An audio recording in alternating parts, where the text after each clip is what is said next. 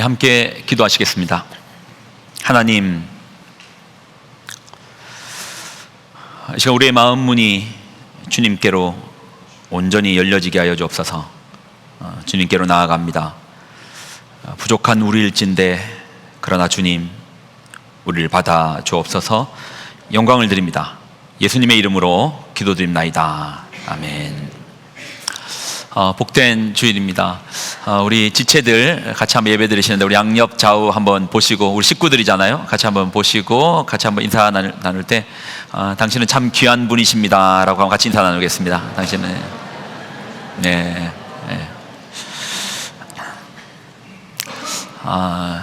이제 그런 마음이 들더라고요. 예배를 이제 여기 앉아 있으면 이제 이렇게 얼굴들을 볼 수 있잖아요. 근데 참 귀하다. 이제 전체로 보이는 것이 아니라 아마 예수님도 그렇게 보시겠죠. 한 분 한 분으로, 한 사람 한 사람으로 그렇게 바라봐지네요.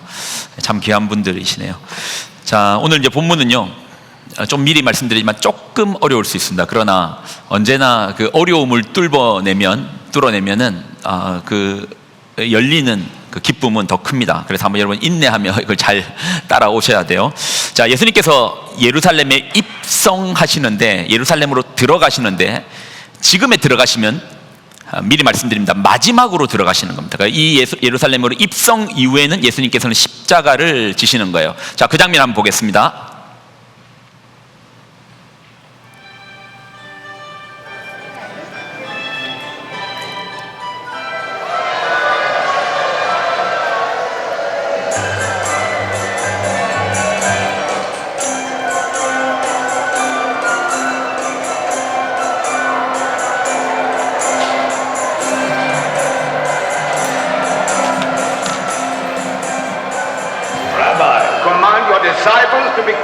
I tell you, if they were to be quiet, the stones themselves would begin shouting.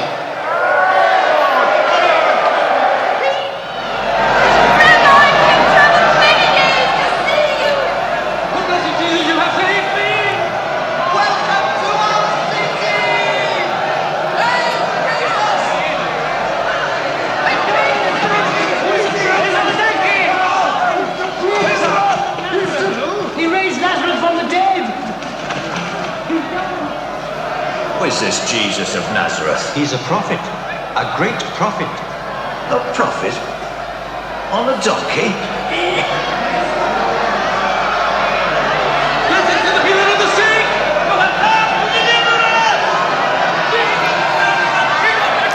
자, 여기까지만 보겠습니다. 종려나무 가지를 흔들면서 예수님의 오심을 이제 입성하는데, 예수님께서 예루살렘에 들어온 게 뭐 한두 번도 아닌데 오늘의 들어오심은 좀 달라요. 사람들이 종려나무 가지를 흔들었어요. 아마 새벽기도 영상을 보신 분들은 종려나무 가지의 그 의미도 좀 이해하실 건데요, 분명히 달랐습니다. 그날은 달랐습니다. 왜요? 이 입성 이후에 예수님께서는 이제 십자가를 지시는 거예요. 그러니까 마지막 입성, 마지막 예루살렘 행이십니다. 평상시와는 다른 어떤 무게감을 가지고, 그리고 성경을 쓴 요한도 그 무게감을 담아내고 있고요. 그리고 이 장면은 마태, 마가, 누가, 요한 사복음서에 모두 다 등장하거든요. 그런데 마태, 마가, 누가는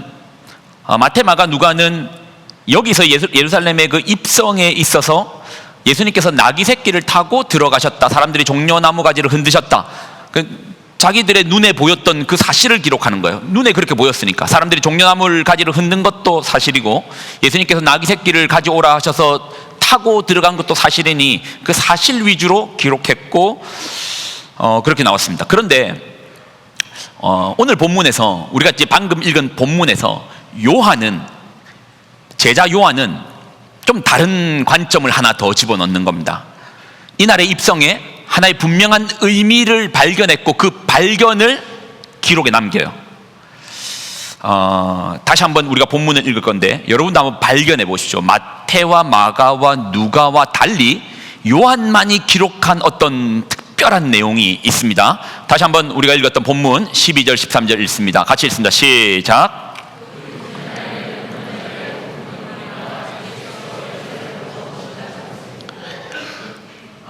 자, 13절입니다. 종려나무 가지를 가지고 맞으러 나가 외치되 호산나 찬송하리로다, 주의 이름으로 오시느니 곧 이스라엘의 왕이시여 하더라. 자, 여러분 혹시 발견하셨습니까? 이 두 절 속에 마태, 마가, 누가와 다른 어떤 하나의 관점이 들어있는 거예요. 근데 사실 발견하기 쉽지 않을 겁니다. 이게 발견되면 목사 하셔야 돼요. 그러니까 제가 좀 위태해집니다. 모르는 게 차라리 저도 편합니다. 요한은요, 이제 마태복음과 마가복음과 누가복음과 달리 같은 복음서인데 요한이 쓴 요한복음은 좀 달라요. 이제 마태, 마가, 누가가 기록되고 요한도 그 마태복음과 마가복음과 누가복음을 다 봤을 겁니다. 보고 읽고 또 읽고 하면서 아마 그는 묵상했을 것이고 예수님과 함께 했던 그 3년의 시간을 묵상했을 것이고, 그리고 그의 인생의 말미에 요한복음을 적거든요. 그가 인생의 거의 마지막 순간에 이제 요한복음을 적는데, 그 마태와 마가가 누가가 놓친 어떤 부분을 요한은 기록해요. 그러면서 이제 요한이 발견했던, 우리가 요한복음을 자세히 보면, 지금 요한복음을 계속 나누고 있잖아요. 요한이 자세히 보면 요한은 그가 쓴 복음서에 예수님의 그 인생에 대해서 쓰는데, 그 인생을 어떻게 압축하는가, 자 한번 보여주십시오. 같이 한번 읽을까요? 자, 시작. 그의 인생이 십자가였다. 그리고 요한복음에 나와 있는 그 사건과 사건들은 하나의 초점을 향해서 모두 맞춰갑니다. 십자가를 향해 맞춰가는 거예요. 예수님의 십자가는 어떤 우발적 사건에 의해서 일어난 사건이 아니라 그분이 이 땅에 오시고 살아갔던 모든 걸음들은 십자가를 향하여 갔더라라고 해서 사건과 사건과 사건, 그러니까 요한복음에 나와 있는 모든 사건은 십자가 속에서만 해석이 가능한 것이죠. 자, 요한이 예수님께서 마지막 예루살렘에 입성하면서 꼭 말하고 싶었던 하나의 비밀은 이겁니다. 자, 12장입니다. 다시 한번 읽습니다. 시작. 그 이튿날에는, 명절에 온 큰 무리가 예수께서 예루살렘으로 오신다는 것을 듣고, 그 이튿날에는, 날짜를 기록한 거예요. 요한은 이 복음서에서 뭔가 하나의 사실을 덧붙이는데, 어떤 사실? 날짜를 기록하는 거예요. 아니, 그날이 무슨 날인데요? 그 이튿날이라는 의미가 무슨 의미인데요? 우리가요, 그 이튿날이라는 표현을 쓰려면 뭔가 기준되는 날로부터 그 다음 날이잖아요. 어떤 기준점으로부터 그 다음 날. 그러면 그 이튿날을 이해하려면 우리가 방금 읽은 건 요한복음 12장 12절이거든요 12장 1절에 그 이튿날을 설명할 수 있는 기준점을 설명합니다. 자, 12장 1절 같이 읽습니다. 시작. 6월절 엿새 전에 예수께서 베다니에 이르시니, 이곳은 예수께서 죽은 자 가운데서 살리신 나사로가 있는 곳이라. 6월절 며칠 전요? 6일 전. 자, 지도 한번 보여주십시오. 지도 띄워주십시오. 자, 이 지도 잘 보이십니까? 여기가 베단입니다. 그리고 여기는 예루살렘입니다. 예루살렘이고 베다니, 동쪽, 서쪽, 북쪽, 남쪽, 베다니. 예수님은 6월절 6일 전에 어디에 도착하셨냐? 베다니에서 하룻밤을 머무십니다. 여기서 머무시고, 그리고 그 다음날이니까 6월절 5일 전이겠죠. 5일 전 이 길을 따라서 벳바게를 지나고, 그리고 감람산 꼭대기에 머무셨다가, 그리고 예루살렘 동문을 향해서 가시는 겁니다. 우리가 아까 이제 처음에 봤던 영상, 사람들이 종려나무 가지를 흔드는 그 장소가 여기서부터 이제 동쪽 문으로 들어가는 길에 사람들은 종려나무 가지를 흔든 거예요. 6일 전에 베다니에 계셨고, 그리고 5일째에 6월절 5일째에 이 동문을 통해서 예루살렘에 입성했습니다. 요한만이 그 시간의 의미를 담아 기록한 거예요. 이건 분명히 의도를 가지고 기록한 겁니다.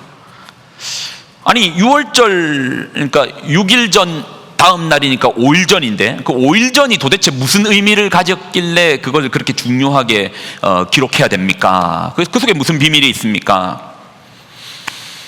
우리는 이제 구정도 세고 추석도 세는데 6월절은 안 셉니다. 6월절은 우리 명절에는 없어요. 그래서 6월절이라는 의미 자체를 잘 몰라요. 6월절 5일 전이라는 말이 우리에게는 생소해요. 그러나 이 본문을 읽은 이스라엘 백성들은 6월절 5일 전이란 말 속에 반드시 그들은 떠오르는 하나의 사건이 있습니다. 자, 이를 이해하려면 제가 6월절부터 다시 이제 좀 설명을 해드려야 되는데, 제가 오전에도 사실 사실 오늘 설교 조금 어렵거든요. 이게 당구로 치면 3 쿠션이 들어가는 건데 이게 이제 잘 따라오셔야지 맞출 수 있습니다. 자, 먼저 유월절이란 말 자체는 유월절의 유월은 그 유자가 우리가 한자로 돼 있잖아요. 건너뛸 유에 넘어갈 월입니다. 월담, 담을 넘는다 할 때 월담이라 하잖아요. 건너뛸 유에 넘어갈 월. 그러니까 두 단어 자체 뭐죠? 건너뛰다, 넘어가다. 그래서 영어로는 6월절을 패스오버이라고 합니다. 넘어간다, 패스오버이라고 합니다.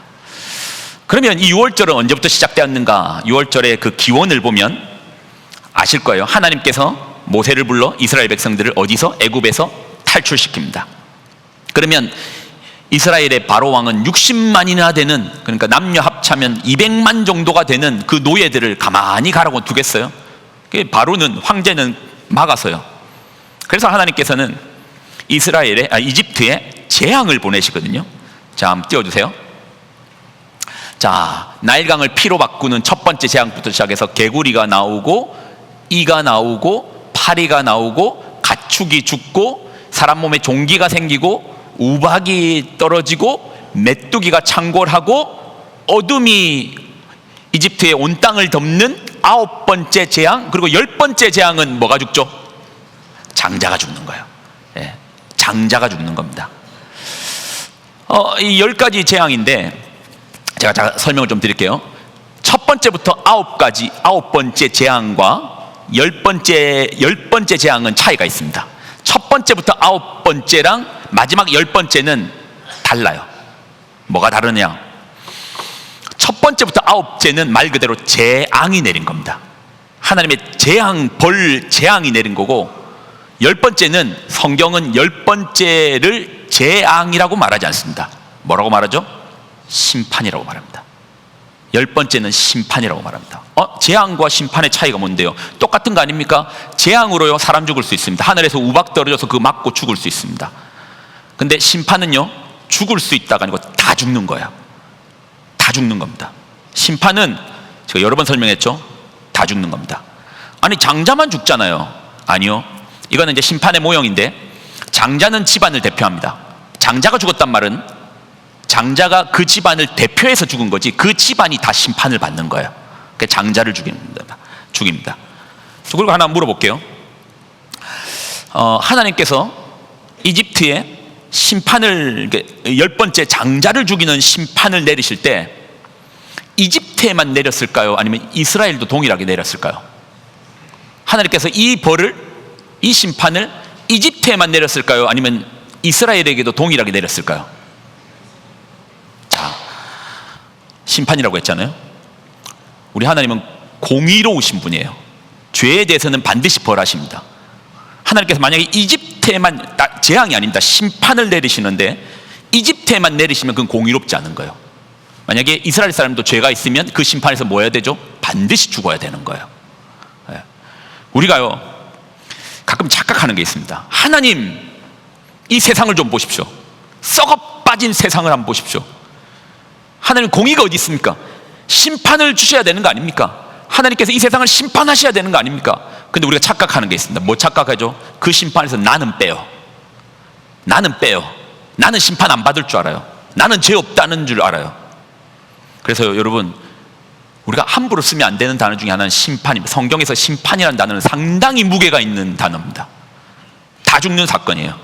그러니 이집트에만 하나님께서 10번째 장자가 죽는 심판을 이집트에만 내린 게 아니라 심판이라는 이름 안에서는 이 죄 있는 모든 인간은 죽는 겁니다. 그래서 이스라엘도 마땅히 죽어야 되는 겁니다. 이스라엘 장자도 죽어요. 이스라엘 장자도 죽어야 이것이 죄를 심판은 누가 하죠? 판사가 하잖아요. 공의로운 하나님의 결정인 겁니다. 이스라엘도 마찬가지로 장자는 죽어야 됩니다. 그래서 하나님께서는요 이 10번째 장자의 심판 앞에서 살 길을 주시는데, 그 길이 바로 6월, 뛰어넘는다 해서 6월절, 내가 넘어가 주겠다. 출애굽기 12장 12절. 자, 본문부터 좀 보겠습니다. 자, 출애굽기 12장 12절 같이 한번 읽을게요. 자, 시작. 그 밤에 애굽 땅에 두루 다니며 사람이나 짐승을 막론하고 애굽 땅에 있는 모든 처음 난 것을 다 치고 애굽의 모든 신을 내가 뭐하리라? 심판하리라. 나는 여호와라. 하나님 당신의 이름을 걸고 뭐하겠다? 심판하겠다는 거야. 이스라엘뿐만 아니라 이집트, 이스라엘, 그리고 동물까지 처음 난 것은 내가 다 벌하겠다라는 거예요. 자, 13절 보겠습니다. 자, 14절 읽습니다. 시작. 내가 애굽 땅을 칠 때에 그 피가 너희가 사는 집에 있어서 너희를 위하여 표적이 될지라. 내가 피를 볼 때에 너희를 넘어가리니 재앙이 너희에게 내려 멸하지 아니하리라. 뭐를 보실 때? 피를 볼 때에. 피를 그래서 문에 발라요. 사진 한번 보여줄래요? 자, 이렇게 문에 바르는 겁니다. 피를 바르는 겁니다. 여기 피를 문에 바르는 거예요. 왜 피를 보면 넘어가죠? 왜 문에 피가 발려 있으면 넘어가죠? 피가 발렸다는 말은 누군가가 이미 죽었다라는 거예요. 누군가가 이미 희생했다라는 거예요. 죽었다라는 거예요. 그래서 이 피가 발린 집을 보면 천사가 와서 하나님의 심판을 가지고 벌하실 때 피를 보면 여기는 이미 죽었구나, 여기는 이미 심판을 받았구나 라고 해서 그 피를 보고 넘어가 주시는 겁니다. 자, 그럼 우린 질문, 이 피가 누구 건데요? 누구의 피를 바른 겁니까? 자, 출애굽기 12장 1절부터 읽습니다. 자, 출애굽기 12장 1절입니다. 자, 시작. 자, 2절입니다. 2절. 자, 이 달을 너희에게 달의 시작 곧 해의 첫 달이 되게 하라. 자, 이제부터 너희의 달의 시작은 여기부터다. 그 달은요, 외울 필요까지는 없는데 그래도 오늘 설교를 이해하는 동안 좀 필요할 겁니다. 니산월이라는 겁니다. 니산월. 잊어버려도 되지만 이 설교 기간은 기억하셔야 됩니다. 니산월은 이스라엘력으로 1월이고요, 우리 달력으로 치면 다음 주 목요일이 니산월의 1일이 시작되는 겁니다. 다음 주 목요일이. 그러니까 우리랑 가깝죠 지금. 그러니까 3월에서 4월 사이가 니산월이 있는 달입니다. 자, 1월이라고 하겠습니다. 너희는 이스라엘 온 회중에게 말하여 이르라. 이 달 며칠? 며칠요? 그러면 이스라엘력으로 니산월 10일, 1월 10일에 너희 각자가 어린 양을 잡을지니 각 가족대로 그 식구를 위하여 어린 양을 취하되. 자, 4절. 그 어린 양에 대하여 식구가 너무 작으면 그 집의 이웃과 함께 사람 수를 따라서 하나를 잡고 각 사람이 먹을 수 있는 분량에 따라서 너희 어린 양을 계산할 것이며. 이게 무슨 말이냐면 어린 양을 먹어야 돼요.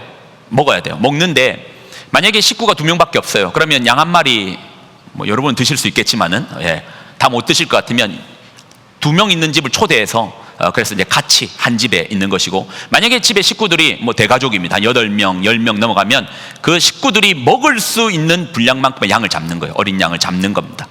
양을 먹어요. 자, 5절입니다. 너희 어린 양은 흠없고 1년 된 수컷으로 하되 양이나 염소 중에 취하고. 자, 6절입니다. 이달 열나흘 니산월 14일까지 간직하였다가 해질 때 이스라엘 회중이 그 양을 잡고. 자, 7절까지인가요? 자, 7절 읽습니다. 같이 읽습니다. 시작. 예. 그러면 우리가 방금 사진에서 봤던 그 피는 누구의 피입니까? 어린 양의 피인 거예요. 정확하게 말하면 흠없는 어린 양의 피인 겁니다.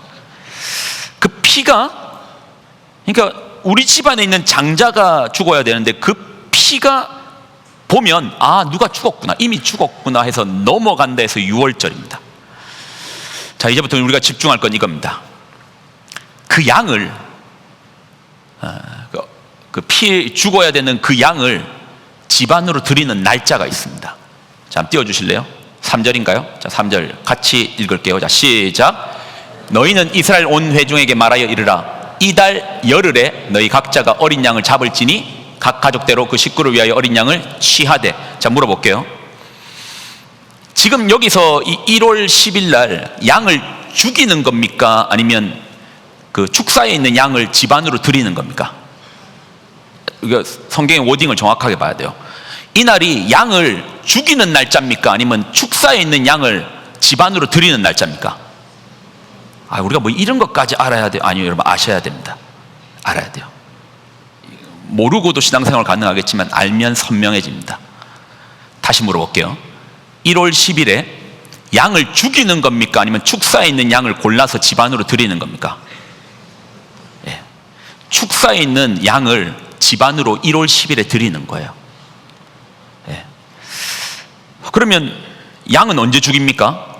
자, 죽이는 날짜는 몇 절이었죠? 6절이었나요? 6절 보여주십시오. 자, 같이 읽습니다. 시작. 이달 열나흘까지 간직하였다가 해질 때에 이스라엘 회중이 그 양을 잡고.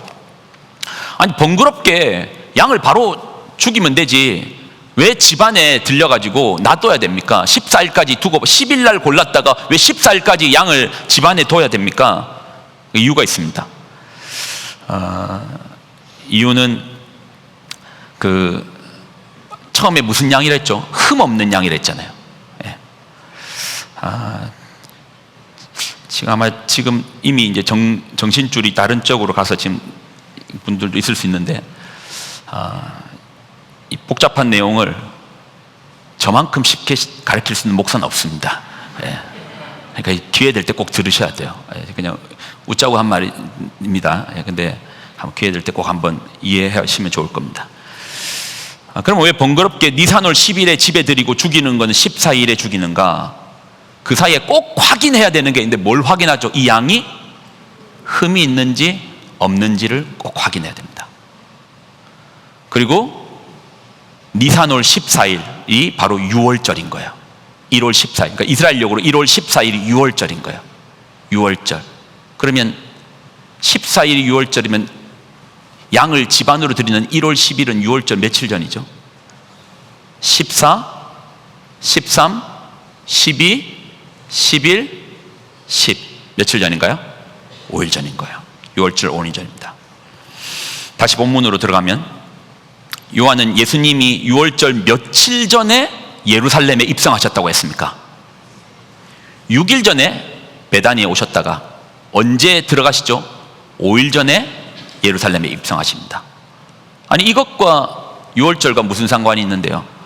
6월절에 보면은 10일에 양을 잡아서 죽이는 전까지 시험을 하는데, 근데 성경을 여러분 자세히 보시죠. 마태, 마가, 누가에 다 나와 있습니다. 예수님은요, 그때 1월 10일에 입성한 다음부터 10일, 11일, 12일, 13일, 14일 계속해서 성경을 보시면 대제사장, 서기관, 장로, 지도자, 바리새인, 사두개인 할 것 없이 예수님을 시험합니다. 당신의 권위가 뭐인가? 예. 그리고 당신의 신앙이 무엇인가? 계속 시험합니다. 그리고 그들의 결론은 뭐죠? 예수님은 죄를 발견합니까? 못 발견합니까? 아니요, 죄를 발견하지 못해요. 예. 이분은 죄가 없다라는 결론입니다. 그리고 예수님은 언제 죽임을 당하시는 줄 아십니까? 1월 10일에 입성하고 언제 죽임을 당하시는가? 요한복음 19장 14절은 이렇게 말합니다. 자, 같이 읽을게요. 자, 시작. 이날은 때는 제6시라 빌라도가 유대인들에게 이르되 보라 너희 왕이로다. 자, 15절. 그들이 소리쳐 지르되 없이하소서 없이하소서. 그를 십자가에 못 박게 하소서. 빌라도가 이르되 내가 너희 왕을 십자가에 못 박으랴. 대제사장들이 대답하되 가이사 외에는 우리에게 왕이 없나이다 하니. 자, 16절. 이에 예수를 십자가에 못 박도록 그들에게 넘겨주나. 예수님 언제 죽임을 당하시죠? 니산월 14일 양 잡는 날 6월절에 죽임을 당하는 거예요. 지금 요한이 뭘 얘기하려고 하는지 아시겠습니까? 이해하시겠습니까? 제가 보니까 다행히 절반 이상은 이해하신 것 같아요. 요한이 지금 뭘 설명하는 거죠? 요한은 예수님께서 우리를 대신해서 피 흘려주실 바로 그 6월절의 양이라는 사실을 말해주고 있는 거예요. 요한이 지금 말하고 있는 것은 우리의 예수님은 기적도 행하시고 죽은 자도 살리시고 그런 어떤 능력의 하나님이다라는 걸 말하는 게 아니고 그분이 바로 6월절의 어린 양이라고 말합니다. 그래서 요한복음 1장 세례 요한이 선포하는 메시지를 들어보십시오. 1장 14절인가요? 자, 29절이네요. 자, 같이 읽습니다. 시작. 이튿날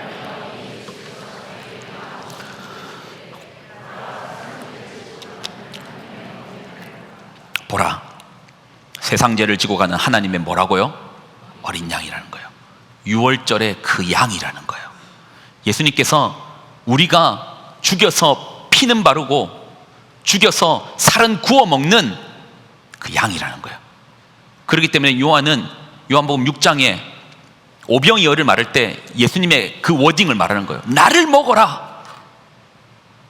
나를 먹어야 영생에 이른다. 6월절 양은 먹잖아요. 가족이 다 먹어야 돼요.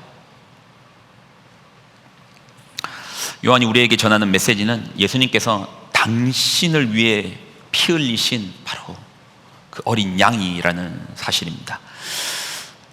여러분이 나는 예수님을 믿노라 라고 말할 때 여러분의 그 믿음의 실체는 무엇입니까? 뭘 믿는 겁니까? 예수님의 존재를 믿습니까? 역사라는 존재 속에서 2000년 전에 예수님께서 살아계셨다, 존재하셨다라는 사실을 믿는 겁니까? 만약 그것이 여러분의 믿음의 실체라면은 그러면 임진왜란 때 이순신 장군 있었다라는 사실하고 크게 다를 바 없습니다. 그걸 믿는 거하고 크게 다를 바 없어요. 그러면 우리가 믿는 믿음의 실체는 뭔데요? 우리가 믿는 믿음의 실체는, 우리가 예수님을 믿노라는 말 속에 믿음의 실체는 이렇게 세 가지로 설명할 수 있습니다. 먼저 나라는 존재부터 보는 겁니다. 나는 어떤 존재인가? 나는 죄인이다 라는 사실인 거예요. 나는 뼛속까지 죄인이다. 나는 선한 일도 하는데요, 착한 일도 하는데요, 나 남도 도왔는데요. 근데 그 선한 일을 하는 동기 속에도 나 꽤 괜찮은 사람이지 않아? 라는 나밖에 생각하지 않는 나라는 뼛속까지 가득 차 있는 죄성이 가득한 죄인이라는 나. 그럼 두 번째 믿음은 뭔데요? 두 번째 믿음은 우리 하나님은 죄에 대해서 반드시 벌하시는 공의의 하나님이라는 사실입니다. 그럼 나는 죄인이고 하나님은 공의롭게 벌하시면 나는 그러면 죽겠네요. 난 벌 받아야 되겠네요. 자, 그래서 세 번째, 하나님 나를 사랑하십니다. 그래서 나를 대신하여 당신의 독생자의 피로 우리를 대신하여 그 죄를 물으셨습니다. 요한복음 3장 16절입니다. 요한복음 3장 16절 같이 읽습니다. 시작.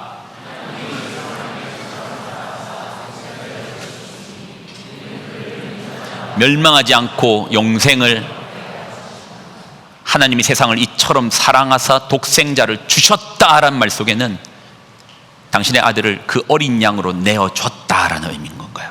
요한은 그 얘기를 하는 겁니다. 예수님께서 우리 대신에 피 흘려주신 그 어린 양을 여러분 믿으십니까? 여러분 아멘이십니까? 네.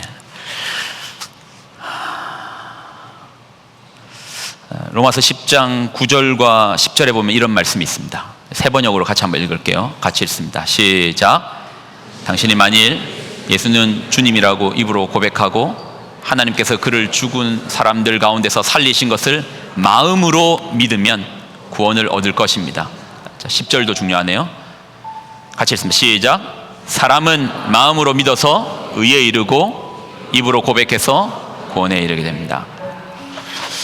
여러분의 믿음의 실체가, 우리는 가끔 이제 믿음의 주소를 잃어버릴 때가 있습니다. 요한이 요한복음을 많이 기록했지만 요한이 말하고 싶었던 분명하고 선명한 한 줄은 예수님 그가 바로 어린 양이었다는 겁니다. 널 대신해서 피 흘려줄 어린 양이었다라는 것을 구약으로부터 신약에 이르도록 끌어서 말하고 싶은 한 대목인 겁니다. 우리는 지금 요한복음을 나누고 있죠. 여러분 어떠세요? 내가 죄인인 것과 하나님의 공의와 또 심판하시는 하나님 앞에 예수님께서 날 위해서 피 흘려주면서 내 죄가 패스오버 됐다라는 사실을 믿으십니까? 우리 한번 이 찬양 같이 한번 고백하고 입으로 이렇게 마음으로 믿는 거예요. 마음으로 믿고 그 믿는 사실을 입으로 고백하는 거죠. 우리 찬양 같이 한번 나누겠습니다. 예수 나를 위하여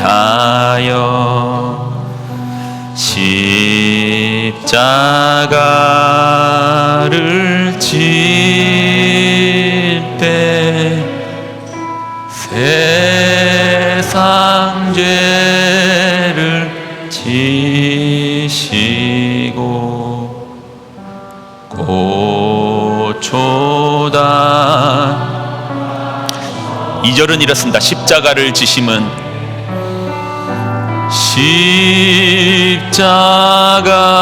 십자가를 지심은 무슨 죄가 있나 저 무지한 사람들 메시아 주 3절도 고백할까요? 피와 같이 붉은 죄 피와 같이 붉은 죄 없는 이가 없네. 십자가의 공로 눈과 같이 되네. 눈과 같이 우리 예수님의 이름을 부릅시다. 예수님 예수님 예수님 예수님 나의 죄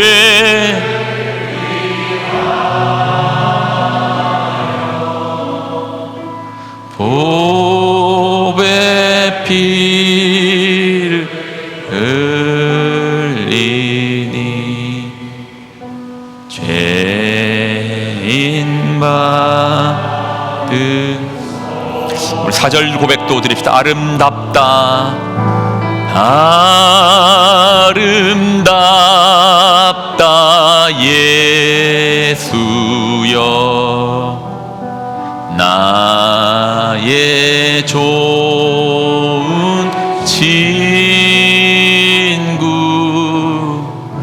예수 공로 아니면 영원 형벌 받네.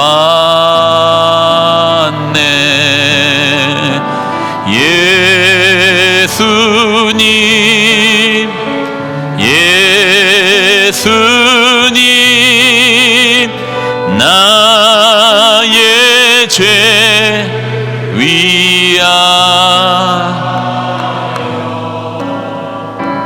보배 피 흘리니 죄인 바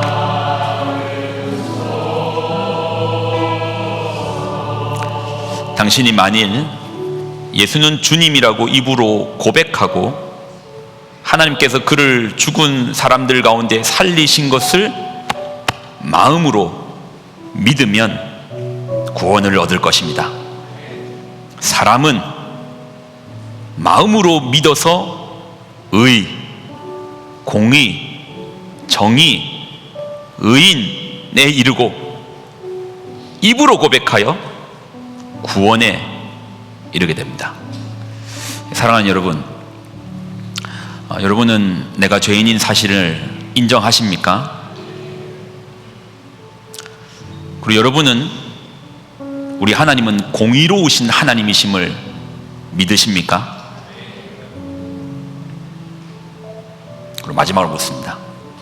여러분은 예수님께서 나를 대신하여 십자가의 죽으심을 믿으십니까? 그렇다면 우리가 입으로 고백합시다. 혹시 괜찮으시다면 이 고백의 무게를 두고 우리가 자리에서 일어서서 함께 한마디 한마디를 마음으로 믿어 입으로 시인하기를 원합니다. 혹시 괜찮으시다면 함께 일어서서 기도하실까요?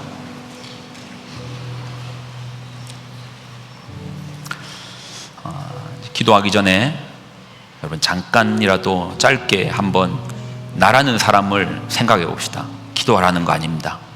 나라는 인생을 한번 돌아봅시다.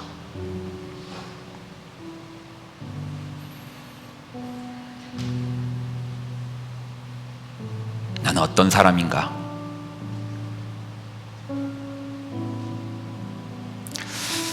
나는 그 공의로운 하나님의 심판대 앞에서 의롭다, 너는 의인이다 라는 말을 들을 수 있겠는가?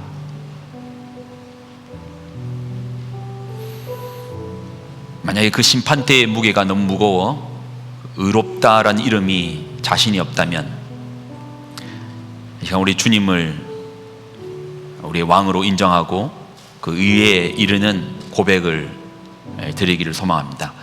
제가 기도할 때 여러분 한 구절 한 구절을 마음에 꾹꾹 눌러 담아 입술의 고백으로 그 진실함을 담아 하나님께 올려드리기를 원합니다.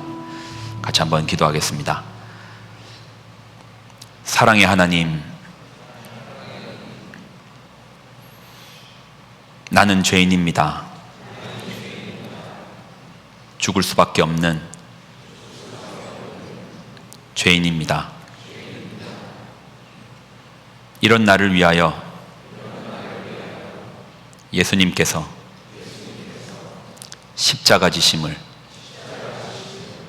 피 흘려 주심을 믿습니다. 예수님, 지금 제 마음에 오셔서 제 인생에 왕이 되어 주옵소서. 구원자가 되어 주옵소서.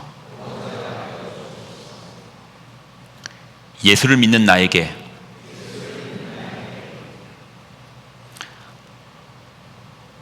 예수를 믿는 나는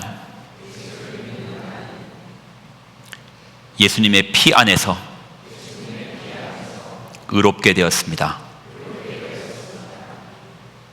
나는 죄인이 아닙니다. 하나님의 자녀입니다. 영광을 드립니다. 예수님의 이름으로 기도드립나이다. 아멘.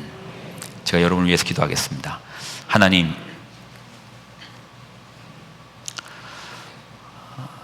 하나님의 그 공의, 사랑,